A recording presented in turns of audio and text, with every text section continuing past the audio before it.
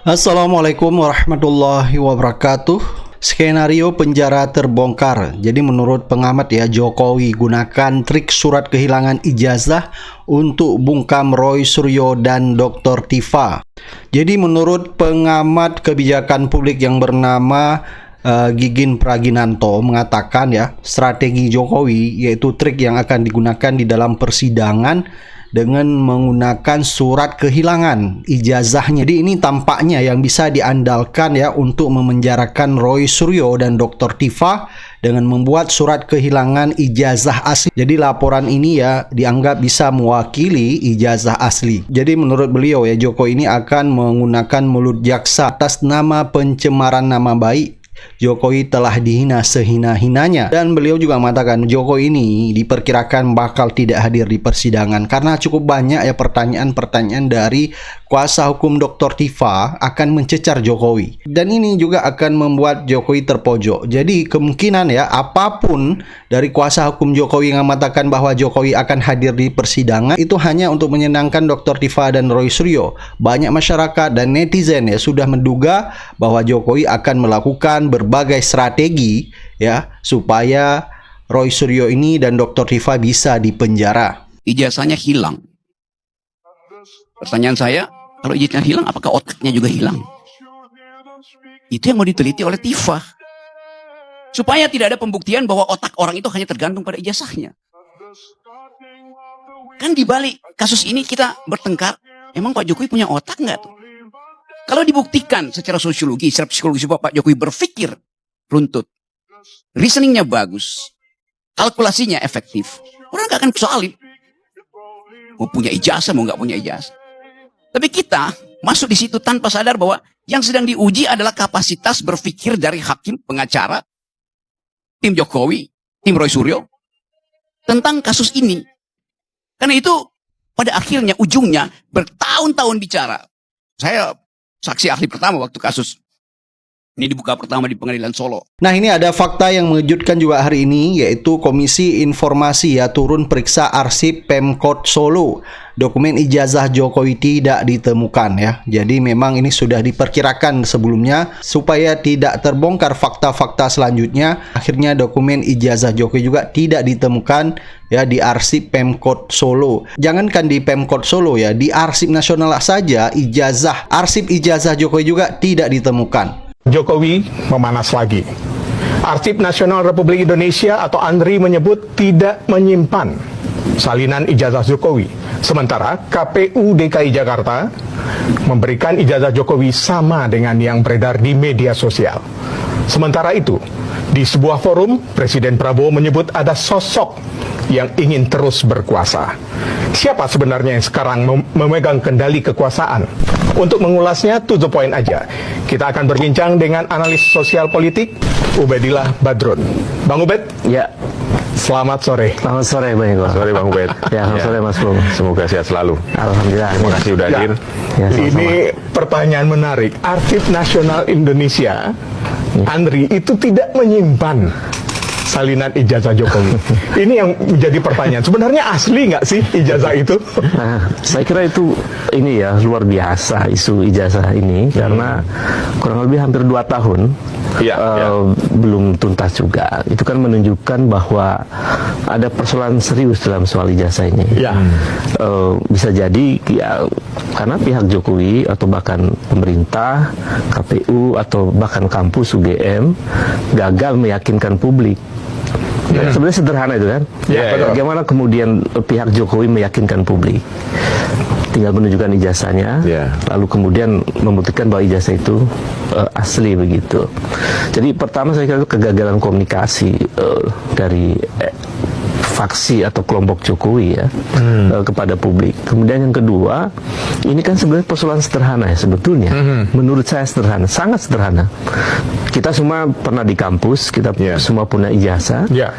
Kenapa kemudian tidak mau menunjukkan kepada publik begitu bahwa ijazah ini asli? Itu kan ketidakmauan itu menimbulkan kecurigaan publik. Nah, di antara ketidakpercayaan publik kepada keaslian ijazah itu karena keraguan Jokowi sendiri untuk menunjukkan kepada publik sebetulnya. Andaikan beliau mau menunjukkan kepada publik, ini loh ijazah saya asli. Dan kan informasi yang waktu itu kita terima bahwa Jokowi pernah menunjukkan ijazah asli di depan media. Tapi tidak boleh untuk dipublik. Dengan dikeluarkannya putusan, mulai dari beberapa putusan itu sampai putusan hari ini, seorang Joko Widodo yang mengatakan dirinya lulusan UGM, dia langsung terbuka aja untuk publik, dia tunjukkan. Karena memang sudah diperintahkan. Selama ini dia mengatakan itu rahasia pribadi apa segala macam. Joko Widodo sendiri sebenarnya harus tunjukkan, dia minta kepada Polda, Pak, ini lembaga KIP sudah mengatakan bahwa memang ini terbuka untuk publik. Tidak usah dilanjutkan, Pak. Mana ijazahnya? Saya tunjukkan. Ya. Dengan tidak ditunjukkan sampai hari ini, ya, dan ada pengecualian tadi dalam putusan KIP bahwa itu ada di bawah penguasaan Polda Metro karena itu diproses hukum. Itu kami menduga keras bahwa memang ijazah Joko Widodo itu palsu. Ya. Ijazah dia tidak punya ijazah asli. Kami menduga keras. Nah, kalau punya ijazah asli, karena selama ini dia berlindung bahwa itu adalah dokumen pribadi yang tidak boleh diketahui oleh publik. Dengan adanya putusan ini dia langsung keluarkan. Saya tunjukkan ke publik. Lalu yang ketiga yang ingin saya katakan, ada beberapa dokumen yang tidak di bawah penguasaan UGM. Nah, yang selama ini dugaan masyarakat maupun netizen bahwa ijazah Jokowi dibuat di Pasar Pramuka ini juga disampaikan oleh Bonatua Silalahi. Jadi beliau mengatakan ada jejak Pasar Pramuka di ijazah Jokowi. Ini yang bakar Pasar Pramuka kalah gercep sama Pak Bonatua. Jadi Bonatua ya ternyata udah lebih dulu meneliti Pasar Pramuka sejak 2022 sebelum terbakar. Jadi kalau kita lihat ya, kalau seandainya kebakaran Pasar Pramuka waktu itu untuk menutup jejak ijazah palsu Jokowi, tetapi ya udah keduluan diteliti atau diperiksa oleh Bonatua. Saya tidak membahas ijazah asli atau tidak. Kenapa? Menurut Bapak? Kalau saya punya uang 2 miliar, bikin dulu ijazah saya asli 100%, emang nggak bisa? Ya. Mari bicara gini. Datangkan mesin yang tahun 1985, emang nggak bisa? Bisa. 2 miliar. Persoalannya bukan tentang ijazah ini asli atau palsu, tetapi prosesnya. Ini kan dalam proses penelitian yang Bapak lakukan, Bapak juga sempat mampir ke Pasar Pramuka. Nah, apa keterkaitannya dengan kasus ijazah Pak Jokowi, Pak? Ini ada saya bahas banyak ini, halaman 20 di buku saya tentang Pasar Pramuka sebelum terbakar. Kalau sekarang kan udah terbakar, hilang barang buktinya. Ya, apa mau dibilang? Jadi, saya meneliti itu sejak 2022, saya udah ke sana. Kenapa? Saya dengar ini rahasia umum bahwa di Pramuka itu semua juga orang mencetak ijazah palsu ya, bukan hanya ijazah palsu, semua dokumen yang mendukung kepalsuan itu. Nah, saya menemukan ada pola-pola yang mirip. Saya bukan menuduh, tapi pola-pola mirip yang seperti ini. Makanya saya uji. Cara kerja Pasar Pramuka saya uji, cara dia berkolusi dengan KPU, cara dia berkolusi dengan institusi yang dia catut, saya uji, nyambung. Udah ada orang di dalamnya dikenal, tinggal kasih fotokopi yang berasal dari fotokopi yang dimodifikasi, legalisir, kasih amplop, langsung dilegalisir. Tanpa ada perlu surat-surat begini, tanpa ada prosedur yang seharusnya normal. Kita jangan pernah percaya pada proses ijazahnya, percaya pada ijazah fisiknya, tapi prosesnya lah yang harus kita teliti detail, gitu Mbak. Jadi itu koneksi antara kasus ijazah palsu dengan Pasar Pramuka. Artinya ada keterkaitan yang Bapak temukan selama melakukan penelitian untuk buku ini, Pak? Ya, boleh dibilang itu conclusionnya. Conclusionnya justru ya. Justru conclusionnya. Conclusion dari hipotesisnya ya. Makanya kalau ada yang mau melaporkan saya, ayo sama-sama, nggak apa-apa saya terima. Ya, artinya, ayo sama-sama kita teliti buku ini. Ini jadikan bukti. Pasar Pramuka juga bisa diangkat kok, walaupun udah jadi rata dengan tanah, momen-momennya masih ada kok. Masih ada. Ya? Paling pindah tempat ya? Pindah tempat, malah sekarang jadi menyebar mereka kemana-mana.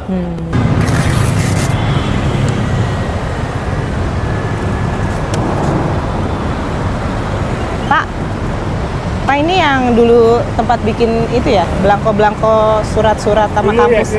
Dulu di sini? Oh, sekarang udah kebakar? Pindah kemana? Ke Jalan Sawo, Ramangun. Jalan Sawo? Oh, pada pindah ke sana semua? Tapi nggak semua sih, di sini setelah jalan kereta, sebelah kanan masih banyak gitu. Oh, yang bikin percetakan. Pindahan dari sini apa baru lagi? Dari sini ada sebagian. Pindahan dari sini. Oh, yang bisa bikin belangko-belangko Iya, tapi di ujung kampus. sini- Iya, benar. Tapi kalau putar sini Ada. pom bensin tuh selalu ada beberapa. Oh, masih dari sini juga. Dari sini juga. Oke, makasih ya Pak. Setiap kali mau sidang, setiap kali pergi kunjungan untuk menghindari datangnya ke persidangan, sekarang muncul wacana ijazahnya hilang. Belum pasti kabar hilangnya ijazahnya Jokowi ini real atau hoax. Akan tetapi, Jokowi disebut sudah lapor kehilangan ijazah. Polda Metro Jaya dan pengacaranya Roy Suryo bilang harus ada verifikasi lebih dulu. Bahwasanya ada kabar yang menyebut mantan Presiden Joko Widodo telah memusnahkan ijazah dan pernah melaporkan kehilangan ijazahnya kepada kepolisian, yaitu Polda Metro Jaya. Kepada Bidang Humas Polda Metro Jaya, Kombes Pol Budi Hermanto meminta agar informasi tersebut diverifikasi. Oke Pak, masalahnya gini Pak Kombes Pol Budi Hermanto. Banyak sekali berita setiap kali sidang iki wis kakean perintat-perintute. Ini lagu lama, kasak kusuk lagu lama, bener. Alih-alih mau mendatangi sidang malah pergi jalan-jalan ke Lampung. Yeay. Ini ya, jalan-jalan ke Lampung, main raja-rajanan di Lampung bersama kumpulan para koruptor. Sudah tidak asing dengan wajah-wajah petinggi-petinggi di sampingnya Jokowi ini.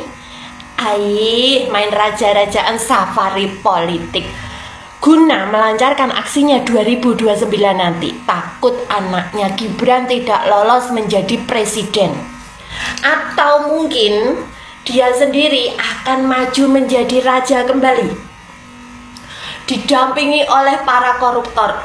Mantap, main raja-rajaan di Lampung ketika proses sidangnya berlanjut. Katanya mau datang, tapi malah main raja-rajaan di Lampung. Bukan sakit hati, saya tegaskan di sini, tetapi saya mau mengungkapkan fakta. Ini loh, kalian pelajari wajah-wajah yang bersama Jokowi ini. Bukan begitu sayang? Aduh. Terus drama hilangnya ijazahnya. Saya heran, kok bisa untuk ijazah hilang Pak Jokowi? Kalau memang ini berita hoax, harusnya klarifikasi dong, ditunjukkan ini ijazah saya. Yang menyebarkan berita hoax, saya langsung jebloskan penjara. Berani nggak Pak? Yang menyebarkan berita hoax kalau kehilangan ijazah ini, itu benar-benar hoax, berita hoax. Harusnya Bapak selaku negarawan, selaku mantan presiden ke-7 harus berani berspeak up Pak. Ini loh ijazah saya nggak jadi hilang. Ini loh nggak hilang ijazah saya ini, nggak hilang. Yang menyebarkan hoak ijazah saya palsu, yang menyebabkan hoak bahwa ijazah saya hilang dan melapor ke kepolisian, langsung saya jebloskan ke penjara. Berani nggak Pak Jokowi? Saya tantang Anda. Masalahnya gini Pak, kita sama-sama ya berpikir goblok saja Pak. Saya ini juga lulusan UGM Pak, juga lulusan PTS juga, punya ijazah 2, bahkan 3 ya untuk prodi pasca sarjana kemarin. Rumah saya di desa Pak, resiko maling masuk juga banyak nek di kampung ya. Tahu sendiri sekarang lagi zamannya susah cari uang, banyak maling. Terutama daerah Klaten ini rawan maling Pak. Saya juga tidak punya ajudan kepresidenan, saya juga cuma orang biasa Pak. Tapi ijazah saya dari 2007 sampai kemarin di 2023 itu masih aman terkendali Pak. Tak simpen nenggon box file, nggone anakku, nggone bojoku barang Pak, nenggon kabinet Pak.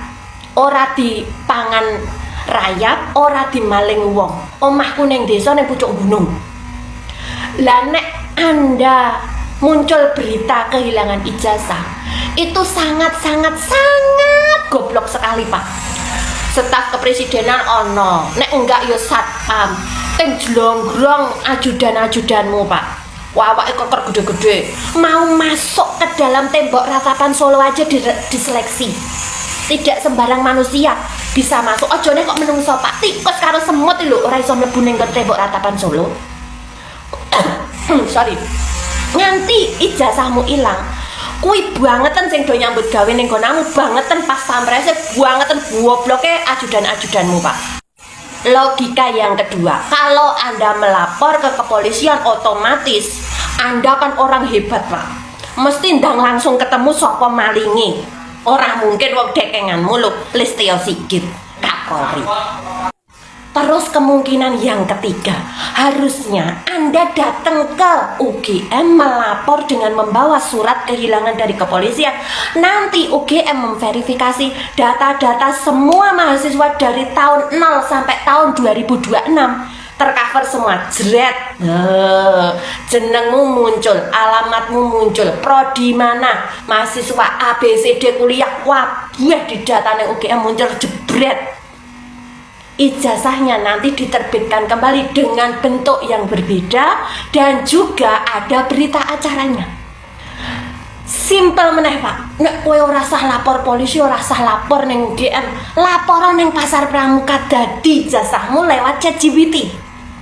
Gampang sekali, wis bayar 200.000 lho, Pak, digaweke ChatGPT. Mergane apa? Mergane AI itu mengaplikasikan semuanya menjadi mencorong, gomblong-gomblong, moblong-moblong. Ya toh? Itulah gunanya AI, Pak, yang digembar-gemborkan anak Anda. Besok gawe ijazah ning ChatGPT kok ora bener, Pak. Tak kandhani iki, Pak. Wis ora usah ning UGM, ora usah lapor polisi, ora usah ning lapor pramuka, gawe ning ChatGPT di print dhewe. Gampang, luwih gampang, Pak, wis. AI kuwi mau sing jari anakmu AI kuwi, Pak. Ya. Besok main raja-rajaan kemana lagi, Pak? Yo, nganu ndas kebo iki lho, ngitek ndas kebo bareng-bareng para koruptor iki lho. Bar kuwi ada wacana ijazahnya hilang. Amat disayangkan orang-orang ajudan serta pas prampes yang bekerja di tempat Anda, Pak, menjaga Anda 24 jam. Nek ra kanggo singkirno kabeh ra utek nyambut gawe nek nganti ijazahmu hilang, Pak. Bener ora, Pak? Iya ta? Alah, ijazah ki lho, Pak, dari saya, dari suami, dari anak, dari orang tua saya saja yang SKPNS-nya. SKPNS loh, Pak, orang tua saya sudah meninggal. Itu masih tertata rapi di kabinet kok, Pak.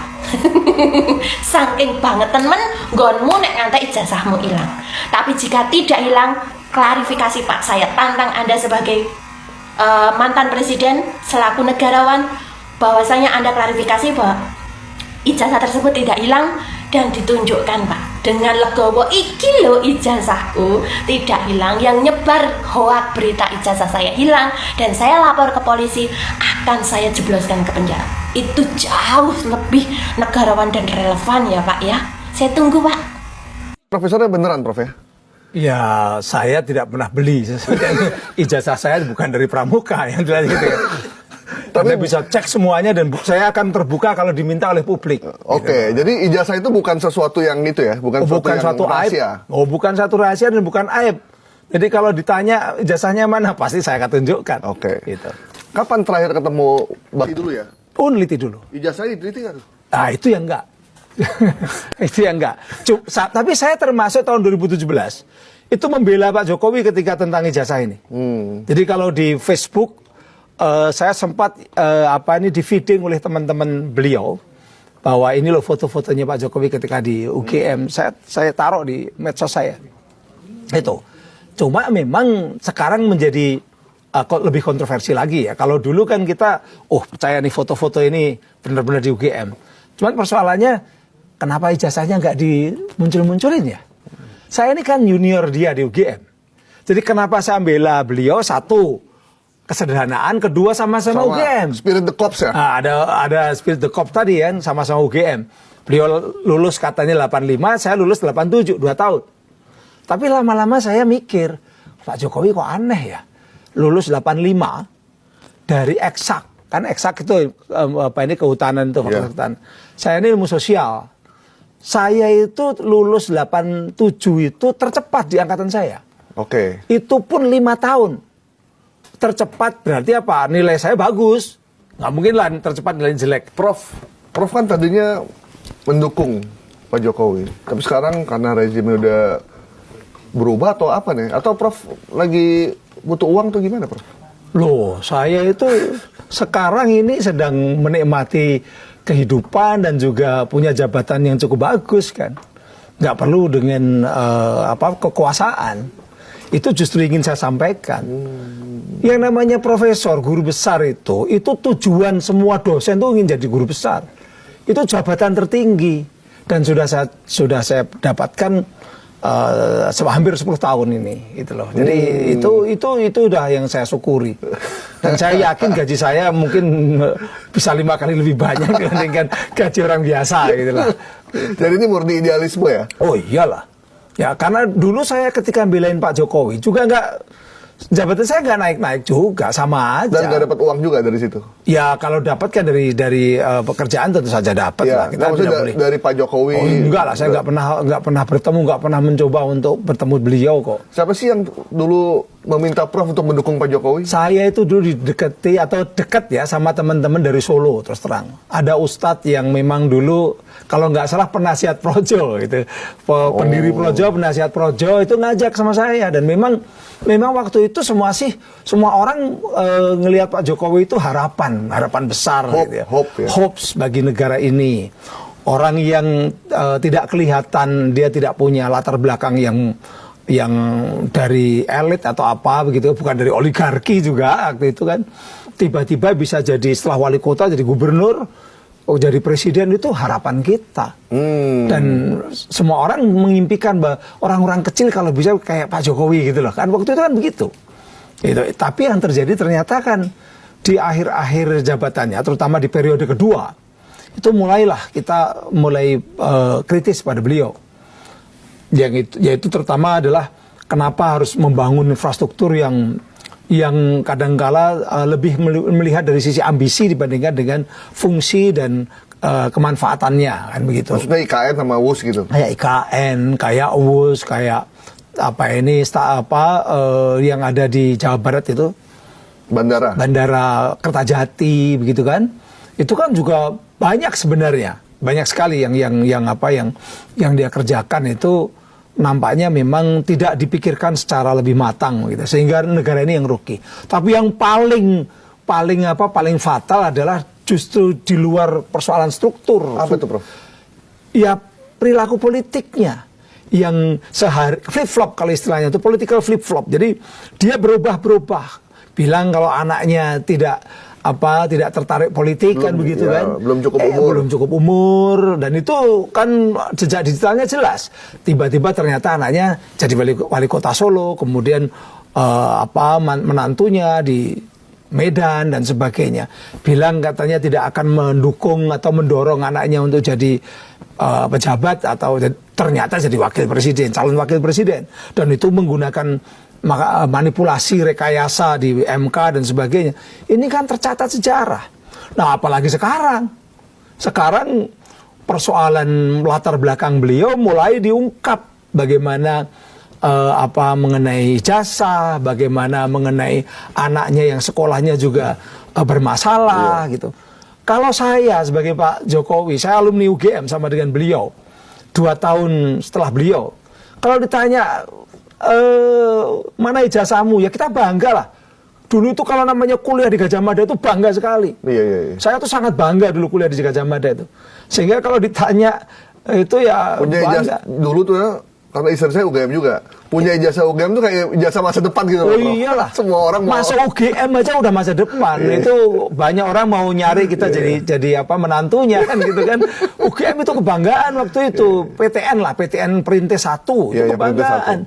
Jadi kalau ada orang aneh nggak mau nunjukin itu kan, ya akhirnya kami mulai hesitate juga, ragu-ragu juga. Prof, kan? emang sejak dulu Prof kenal nggak kelihatan tanda-tanda ambisi, flip-flop segala macam? Belum kelihatan, sama sekali tidak. Bahkan sangat sederhana.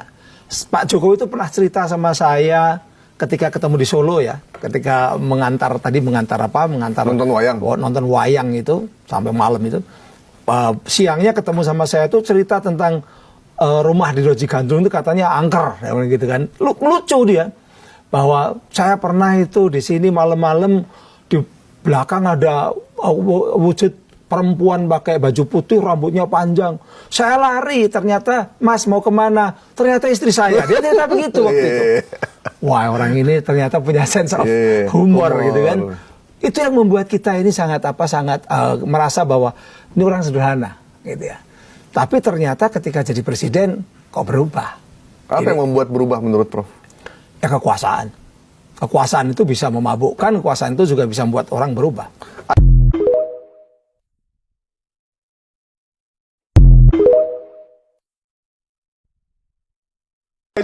Narasi mereka ini nggak pernah konsisten. Tadi saya mau bilang, saya mau mendoakan 2 atau 3 minggu lagi saat waktunya Pak Jokowi datang ke sidang dan ditanyai di kursi saksi pelapor, saya mendoakan benar-benar datang. Atau nanti akan seperti Bang Andi katakan tuh. Tadi dia mengatakan Roy Suryo pengecut. Jangan sampai rakyat nanti mengatakan Jokowi pengecut. Ada, Pak Kalau Jokowi tidak ada datang, presiden ke-7. kalau tidak datang nanti jadi pengecut dia, Bang. Karena ini adalah sidang yang sangat ditunggu-tunggu oleh beliau. Iya. Untuk membungkam congor-congor mereka itu yang selalu mengatakan ijazah Pak Jokowi itu adalah palsu 99,9%, padahal tidak pernah diteliti secara forensik, sedangkan laboratorium forensik ya Barreskrim Polri itu sudah mengatakan, dan yang namanya Universitas Gadjah Mada sebagai yang mengisu ijazah itu sudah mengatakan ijazah yang diterbitkan di bulan November tanggal 5 1985 untuk Pak Jokowi dan teman-temannya itu adalah asli. Tidak ada lagi-lagi. Tadi Anda bisa yakin banget Pak Jokowi nggak akan datang. Emang apa keyakinan Anda? Alasannya apa? Loh, sekarang gini, apa sih susahnya Mbak membawa dengan sendiri Pak Jokowi datang ke Arsip Nasional Republik Indonesia yang seharusnya dia lakukan di tahun 2014. Ini sudah 12 tahun. Dia tidak mau membawa ijazahnya sendiri ke Arsip Nasional untuk diautentikasi dengan si fotokopi yang dilegalisir. Nah, itu kan jadi pertanyaan juga. Itu baru-baru saja kita ketahui, dan 12 tahun saja dia bisa mangkir dari satu kewajiban seperti itu. Apa sulitnya mangkir dari duduk di kursi saksi pelapor dengan alasan mau ke Lampung lah, mau kemana lah, untuk kata partai siapa dia mau tertentu ke lah. Lampung? Ke Lampung ini baru. Iya, program kan yang itu baru jadwalnya, dilaksanakan Bang. silaturahmi kebangsaan. Dan Itu saya kan sudah jadwalnya, katakan, Bang. ya beliau ini adalah first priority adalah sidang untuk beliau ini untuk menunjukkan ijazah beliau. First priority. Semoga Sedangkan yang namanya silaturahmi kebangsaan itu pasti akan mengadjust waktunya mengikuti sidang ini ketika beliau dipanggil oleh PN Jakarta Timur sebagai saksi pelapor pada saat itu. Nggak mungkin nggak datang berarti pokoknya ya? Datang. Ya, pertanyaannya gampang saja. Nanti tinggal kita datangkan seorang dokter gigi yang independen. Pak, gigi Anda waktu muda kok lurus. Aduh, ini waktu tua mengada-ada kok ini. begini. Jangan berhalusinasi ya. Tinggal di Kalau ronsen. kita bicara persidangan itu Ronsen ada itu jaksa 5 menit. jaksa penuntut Loh, umum. ini ada adalah penasihat bukti hukum. persidangan nanti, Tidak Bang. ada kalau you bawa. Kemarin siapa yang bilang Joko Widodo itu bukan lulusan UGM? Hah? Pada nggak tahu ya? Joko Widodo lulusan UGM 1 tahun tuh 2 kali. Kalau nggak percaya nih, dengerin kata Opa Amelia nih. Dengerin ya, simak videonya. Joko Widodo dinyatakan lulus dari UGM pada tanggal 5 November 1985. Dan UGM telah memberikan ijazah yang sesuai dengan ketentuan kepada yang bersangkutan saat diwisuda tanggal 19 November 1985. Joko Widodo lulus program sarjana pada tanggal 23 Oktober 1985 dengan indeks prestasi di atas 2,5 yang memang merupakan indeks prestasi minimal. Ini baru dan menarik, dokumen ijazah Pak Jokowi bisa didapatkan dari PDIP cuma dalam waktu 1 hari. 1 hari teman-teman. Wartawan itu tertawa kenapa baru tahu cara ini. Sedangkan dari KPU dan KIP justru tidak semudah itu. Bahkan di berkas itu ada 1 nama baru yang bisa jadi juru kunci teka-teki ijazah Pak Jokowi. Awalnya dia iseng menyurati PDIP sebagai partai yang mengusung Jokowi di Pilpres 2014. Dan hanya dalam 1 hari PDIP menjawab secara resmi berstempel dengan berita acara. Isinya formulir pendaftaran, salinan seluruh dokumen pendukung, tidak hanya salinan ijazah S1 tapi juga SMA. Di mana ijazah SMA ini lebih penting karena syarat jadi presiden kita cuma butuh SMA. Wartawan bernama Michael itu dan juga Roy Suryo terkejut karena foto Pak Jokowi di ijazah SMA gondrong sekali. Sedangkan ijazah S1 tidak ada yang berubah. Dia juga menemukan kejanggalan soal ijazah SMA di mana cap SMPP tahun 1985 yang ternyata berbeda dengan ijazah SMA yang beredar. Dia menyebut ini perlu dibahas dan dikaji lebih lanjut. Dan satu nama juga muncul dari dokumen itu, tim pendukung Jokowi JK tahun 2014 yang jadi penggerak relawan. Dia bernama Eko Sulistyo. Nama ini akan jadi juru kunci karena akan membuka kedok dan akan diminta ke Barreskrim untuk penyelidikan. Aku udah bongkar ijazah Pak Jokowi sampai episode 34. Follow dulu, nanti aku lanjutin. Ono sing aneh bin janggal. Di beranda saya lewat foto ketika Jokowi menerima ijazah saat wisuda di UGM. Seprono seprene aku kuliah meskipun dari D3 karena program diploma, terus tekano S1 di UGM transfer, tekano program pasca sarjana. Saumur-umur ki aku nek wisuda ki gak nampa ijazah. Paham sampai di sini? Yang saya terima itu hanya, saya pertegas lagi, yang saya terima bukan ijazah tetapi kayak map dari universitas yang bersangkutan. Dari D3 itu kita seremoni wisuda itu dengan iki pawer toga. Terus seremoninya itu pemberian stop map. Stop map ya stop map gede kandel ngono kae sing wis tak upload ya ini ya. Terus yang kedua, S1 pun juga seperti itu. Dari pasca sarjana pun juga seperti itu. Jarang dan hampir tidak pernah ada sejarah orang kuliah wisuda dikasih ijazah seperti ini. Ayo yang kuliah speak up. Ora gun mbok ngene iki tok sing speak up tok. Terutama para Gen Z ya. Apakah kalian sewaktu wisuda di 2025 dan sebentar lagi 2026 mau lulusan, mungkin ada yang wisuda juga. Apakah menerima ijazah seperti ini saat seremoni wisuda? Wisuda ini nopo ijazahnya udah bletong ini tanpa ono stop mape. Ya, perhatikan baik-baik, saya kasih penjelasan biar para termul melek mata nih. Dan pakai otak kalian untuk berlogika.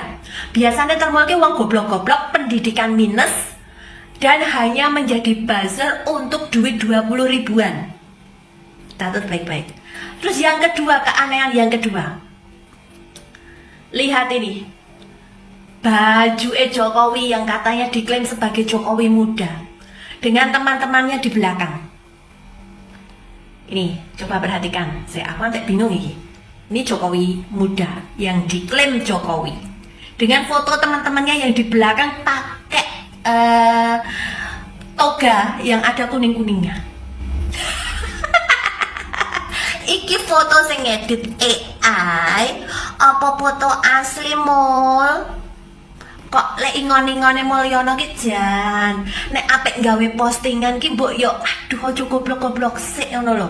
Apa yo ono wong wisuda dikeki ijazah udah bletong ngene iki apa ono? Tak takon. Terus koyo iki untuk menepis sebuah isu ijazahnya Jokowi palsu. Terus gawe gambaran seperti ini. Saya mau tahu angkatan 85 Fakultas Kehutanan UGM apa yo wisudane ngene iki. Ya. Terus kenapa fotonya Jokowi beda sendiri, nggon togane gak ono kuning-kuninge kuwi lho, gak koyo foto mburi. Mula nek ape gawe foto ki diterapke sik ngono lho. Ya memang sih ya, memang anjuran Wapres Gibran untuk belajar AI ya saking gobloke ngene iki, anjuran Wakil Presiden goblok yang ngene iki anjeno. Jadi omongane diulung mentah-mentah tanpa dimamah, ngono lho ya. Saya orang yang nggak paham AI-nan, tapi kalau nalar dan logika saya nih ya, karena kita kan juga makan bangku sekolah, makan bangku kuliah ya. Kalau memang itu bukan foto wisuda, terus dudu seremonial wisuda ya jangan dibuat-buat lah ya, malu sendiri dan jadi bulan-bulanan. Cuman saya baru ingat syarat menjadi termul ingon-ingone Joko Widodo mantan presiden ke-7 itu kan harus goblok dan harus dipermalukan oleh netizen saandero jagat. Nek gak ngono, gak terima duit. Karena apa? Intinya Jokowi, Kaisang, terus si Gibran itu kan harus trending di media sosial. Iya toh, kalau nggak trending kalian nggak bisa nyari duit, nggak bisa makan. Betul apa betul? Gak kondang meneh, nanti takut ingon-ingone lali. Iya toh, so nek 2029 dadak kampanye meneh, promosi meneh. Mbak julid banget sih, Mbak iri ya. Penyakit iri hati nggak ada obatnya loh Mbak. Memang saya sukanya nyinyir, tapi nyinyir mengungkapkan fakta. Dan fakta itu lebih menyakitkan daripada kebodohan serta kedunguan. Paham? Mulyono itu orang yang paling jahat sedunia. Jangankan lawan politiknya, orang-orang dekatnya pun yang membangkang, yang tidak mau bekerja sama lagi, ya, itu akan dihajar habis-habisan. Ya, contohnya yang baru divonis 18 tahun penjara. Itu kan gila ya. Orang yang disuruh, ya dia suruh langsung, ya. Dan jelas itu kalimatnya, untuk memperbesar anggaran dan kerjakan secepatnya. Itu aja dihajar juga.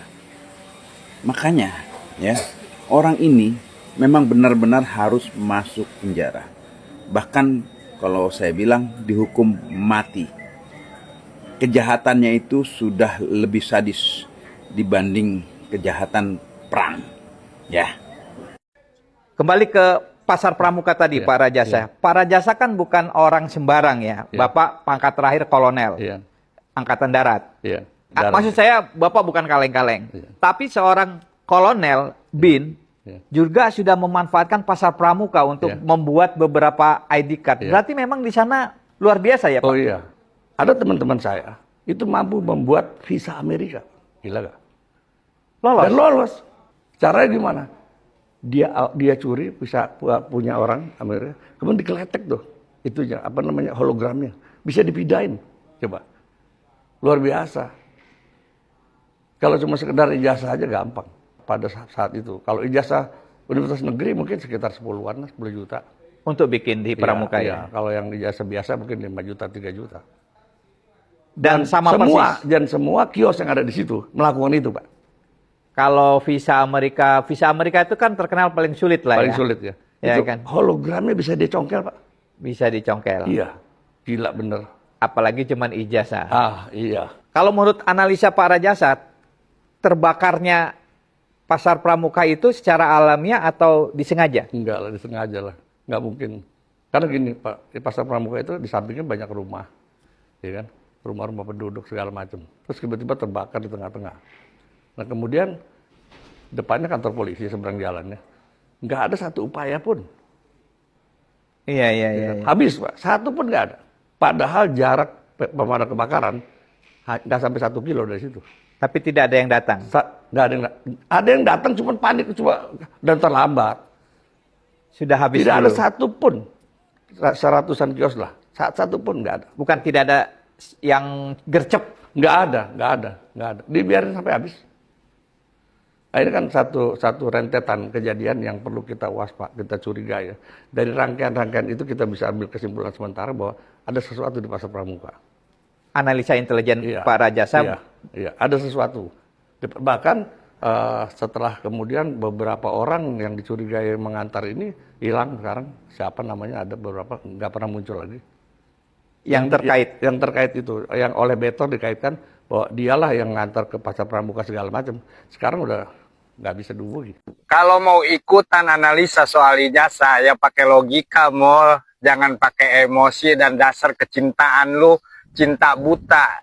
Nih, simak keterangannya dari Profesor Rias Rasid. Nih, lu tontonin, lu pantengin yang bener ya, tuh.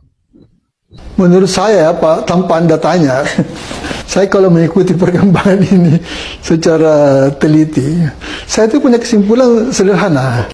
Dia tuh nggak punya ijazah. Kenapa, Prof? Indikasinya banyak. Tapi yang paling nampak adalah memang dia tidak punya kapasitas sebagai seorang sarjana. Sarjana apapun. Sebab seorang sarjana itu punya struktur berpikir yang clear. Berbicara secara sistematik, ini kalau lulusan sekolah tinggi ya, universal, dia berpikir sistematis, dia bertutur kata yang teratur dan fokus. Dia tidak punya sama sekali kemampuan itu.